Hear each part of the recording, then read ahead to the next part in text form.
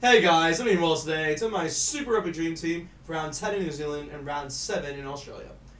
When deciding these teams, I'll base it off two things: one, their statistics, and two, their influence throughout the game. So, at number one, I've selected Tom Robertson from the Waratahs. I thought he put in a good shift for them, throughout the game. He had 6 runs, 11 run meters, 6 out of 6 tackles, and he had 1 defender beating. So yeah, he was definitely all over the place, and definitely deserves to be within this team. And yeah, he was pretty impressive within that scrum as well, so that's another reason for choosing him. I could have selected Aiden Johnstone from the Highlanders. He also put in a good shift, but I went with Tom Robertson purely on the basis that he had better stats. So at number 2, I'm selecting Dixon from the Highlanders. I thought he was another player that was very impressive for the Highlanders. He had 1 try, 8 runs, 7 run meters, and 4 to 4 tackles. So yeah, he definitely put in a good shift, and it was on his 100th Super Rugby appearance as well. So he definitely capped it off well, and yeah, they got the win at the end. So it didn't really affect the leaderboard, but man, he's been a great player for the Highlanders, and surprisingly, like I think I said this before, he's definitely picked up his as he's gone older, he's actually been a lot better, which is kind of odd to see. But yeah, no, fair play to Ash Dixon. He definitely deserves to be within this stream team. So at number 3, I'm selecting Pom Pom from the Rebels. He's the only Rebels player that I've selected within this side. He had 8 runs, 45 run meters, 3 to 3 tackles, 1 defender beating, and he had 1 line break. So yeah, he's definitely all over the place. And yeah, man, he did cause a bit of damage to the Reds within the opening half, I'd say. I mean, Tupou and him just had a massive battle really within that game. But I went with Famalasi purely on the basis that he had better stats. And I could have actually gone with Tupou, to be honest with this, but when I looked at Tupou's defensive stats, like he only had I think he had 16 out of 26 tackles, and to have 10 missed tackles is you don't really want that. So I went with Famalasi because he was a bit more efficient within that area, and yeah, he just had better stats in general. So at number 4, I selected Lachlan Swinton from the Reds. That's the first Reds player that I've selected. He had 7 runs, 14 run meters. He had 12 out of 13 tackles. He had 1 offload, and he won 5 lineouts. So yeah, he pretty much did what I expect from a lock. He was good in the lineouts. He got some good run meters, and yeah, he was efficient within his tackling.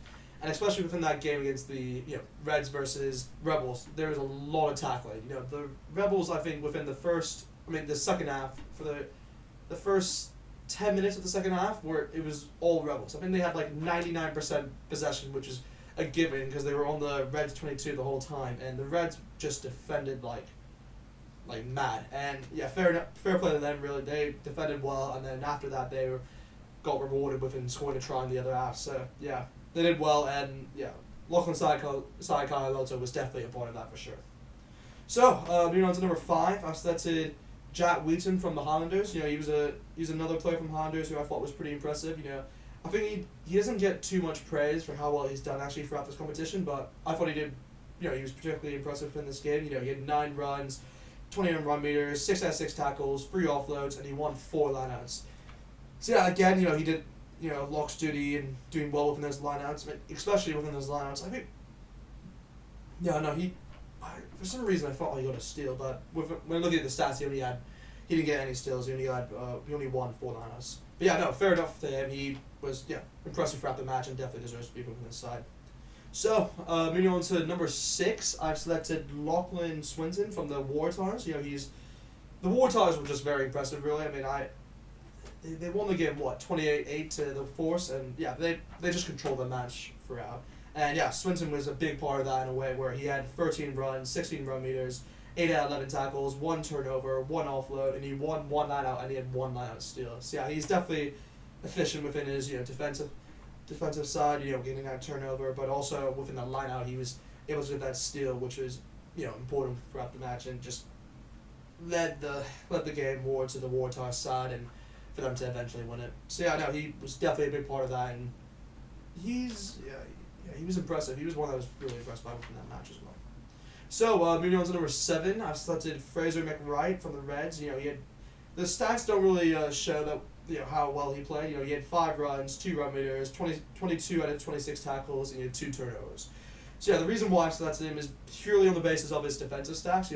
22 out of 26 tackles is pretty impressive, and he had 2 turnovers as well. So yeah, he was definitely efficient within his tackling success, you could say. And yeah, no, he definitely helped the Reds get the edge over the Rebels and just stop them from doing it, like, scoring a try for this match. And yeah, he was key. Like, he had I think he gave away 2 penalties, but to be honest, I thought, in my opinion, both of them where he actually got the ball right. He went over the ball and just got it. But they gave a penalty to the Rebels anyway. But overall, Fraser Wright I was very impressed by him. He was just solid all around, and he had a good game overall. So, moving on to number 8, the last of the forward pack. I've gone with Brian Stander from the Western Force. He was the only Western Force player that I selected within the side. Wanted to give them some benefit of the doubt, because I thought, even though they didn't get dominated, but they did well within the first opening 30 minutes, I'd say, within that match, but then the War Toss went away. But he was one of those key players who really helped them stay within those first 30. And yeah, he had 1 try, he had 8 runs, 48 run meters, 11 out of 14 tackles. He had 1 defender beating, and he won 1 lineouts. Yeah, he was definitely, first of all rounded stats. First of all, getting that try was good for the Western Force, but it was a bit late on, so yeah, it doesn't really matter within that match. But yeah, overall, he just had good statistics, and I thought he was the best looking number 8 throughout that match, throughout this whole week. I mean, I could have selected, there was the likes of Harry Wilson, there was the likes of Jack Dempsey, or even Artie Sevilla. But I mean, Artie Sevilla, I was actually looking at him to get into the side, but he did get a yellow card, and that kind of just switched my thinking and selecting for the number 8. And yeah, I went with Bernard Standard. So yeah, no, he definitely deserves to be within it.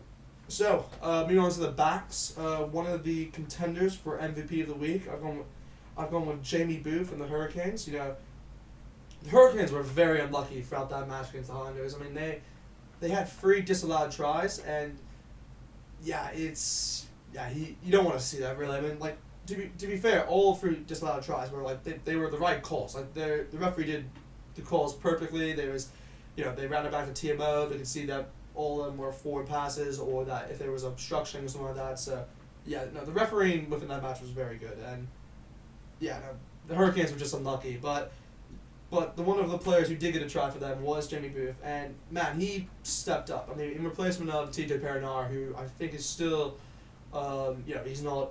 Yeah, he's like I said within my preview, him and his wife are at. I'm not sure if they've had, but they're in the process of, I'm gonna say, of having their first child. So it's a big moment, and yeah.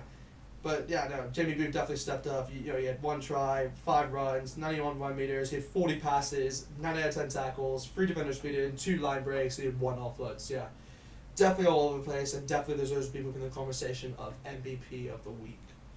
But yeah, then I'm going with Josh Maloney at number 10. He was a very, I would say he was, personally, I'm going to say he's my MVP of the week. I thought he was pretty impressive throughout. He had 1 try assist, 11 runs, 51 run meters. He had 4 out of 5 tackles, 6 defenders beaten, 2 line breaks, 2 offloads, and he kicked 3 conversions and 1 penalty. So yeah, everywhere he controlled that game. Him and Aaron Smith controlled that game so well. Like I was saying before, Aaron Smith, he has a presence where he can make other players better, and he made Josh Maloney look sick within that match. And yeah, he just had a good game, really, and it's kind of what I expect from him. I want to see more of that performance from him for the future. Because, in my eyes, I see him as the All Blacks' future number 10. I mean, it can be a bit debatable, because, you could have the likes of, Jordan Barrett maybe slot into the 10 spot, and you have, Will Jordan sitting 15 and all of that. But I think Josh Maloney is too good to, leave out of a starting lineup, and he proved it within this game week that he has the ability to get a starting role within the future number 10 spot. So, moving on to number 11, I'm going with Alex Newsom from the Wartars. He's another player who I haven't actually put within, to my knowledge, I don't think I put him within my dream team so far. But he's always had, he's always a consistent performer. He's like George Bridge in a way, where he's always, he consistently gives you a 7 out of 10 performance. But yeah, this week I just thought he was pretty impressive. He had 1 try, 7 runs, 83 run meters, 6 out of 6 tackles, 1 defender beaten, he had 2 line breaks. Yeah, he was definitely all over the place, and definitely deserves to be moving this side. So, moving on to number 12, I selected Hamish Stewart from the Reds, another Reds player within it. Like I said again, he's just another one of those players who consistently has, he he gives you a good performance throughout every match, really. I mean, you could say not last match against the Waratahs, but yeah, anyway. He had 1 try, 5 runs, 39 rug meters. He had 13 out of 13 tackles. He had 2 defenders beaten, and he had 1 line break. So yeah, he's definitely all over the place, and he was pretty efficient with his kicking throughout the match as well. I mean, I remember one kick where they got the ball back, and he just kicked it in a perfect spot where, I forgot who tackled him. I think it might have been Jordan Bataya who just tackled him to the ground, and they got in so much territory from just his kick alone. So yeah, he definitely has a good. His kicking game within that match was pretty impressive, and yeah, he got a try later on within the match, and it was a well-worked try actually. And he broke through 2 defenders, I think, with the line break there, and he just slowed it. He's placed it down, and yeah, it was a good moment for the Reds really, because it kind of secured the win really. So moving on to number 13, I've selected Michael Collins from the Highlanders. It's not a name that I've heard in a long time. He was an ex-Blue, but he put in a good shift. I think he's the other player that he's one of the other players who I considered as a contender for MVP, but he just slightly misses out, I'd say. He had 1 try, 17 runs, 68 run meters, he had 4 to 4 tackles, he had 1 defender beaten, and he had 3 line breaks and 4 offloads. Yeah, he was definitely all over the place, and yeah, he had a good performance. I think that's probably the best performance I've seen from him. Throughout the last few matches, he's been pretty consistent. He always knows. It's like I say this with who do I say this with Caleb Clark. Caleb Clark.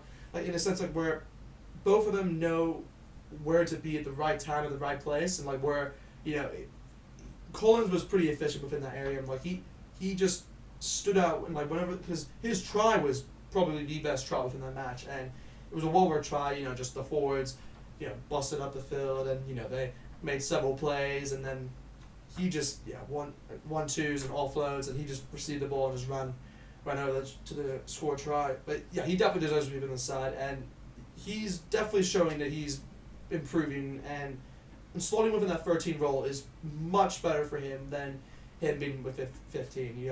Like I said before, he was a 13 before in his early stages. So yeah, it's good for him, and hopefully he improves more. So, moving on to number 14, I've selected Vince Osso from the Hurricanes.